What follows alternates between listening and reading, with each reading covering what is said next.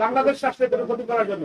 সেই বিষয়টিকে সতর্কতা হিসাবে এবং তাদের ভিতরে যাতে এই চেতনা কেউ জাগ্রত করতে না পারে সেই বিষয়টি আমরা প্রচারের অংশ হিসাবে এই সপ্তাহের আয়োজন করা হয়েছে। এবং এখানে প্রত্যেকটি ছাত্র সংগঠন তার স্ব ব্যানারে শিক্ষা প্রতিষ্ঠানগুলিতে যাবে এবং এই সপ্তাহটি আমরা পালন করবো। আমরা বিশ্বাস করি যে আমাদের ভিতরে যে জাতীয় ঐক্য তৈরি হয়েছিল এবং এই খুনিদের বিচার না হওয়া পর্যন্ত এবং বাংলাদেশের স্বার্থে এই ঐক্য আজীবন অটুট থাকবে।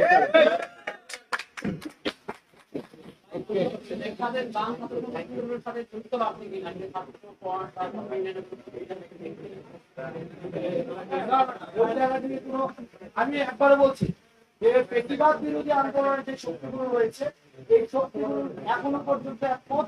আমি বলছি যে গণতন্ত্রের যে শক্তি বিভাগ মানে মত পার্থক্য থাকা খুব স্বাভাবিক, এটাই গণতন্ত্রের সৌন্দর্য।